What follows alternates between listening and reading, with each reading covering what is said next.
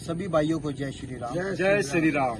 आज हम एक छोटी सी शुरुआत करने जा रहे हैं कि आज पहले जो जितने भी सेवा समिति देवड़ू के कार्यक्रम होते थे वो हम अपने गांव के अंदर ही करते थे।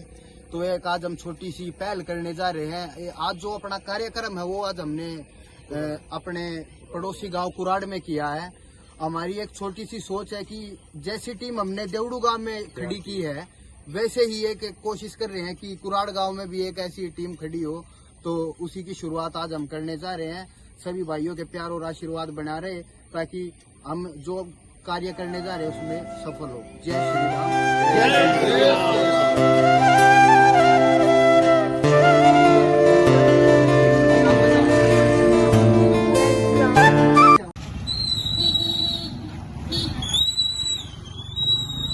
ये भाई कुराड़ गांव में आज अपना कार्यक्रम है, उसके लिए अपनी पूरी टीम एकत्रित हो गई है। आशु प्रधान जी, विशाल भाई, लक्की भाई, प्रवेश भाई,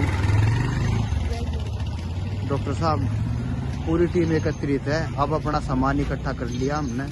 सामान इकट्ठा करके अब सीधा कुराड़ गांव में चलने की तैयारी हो गई।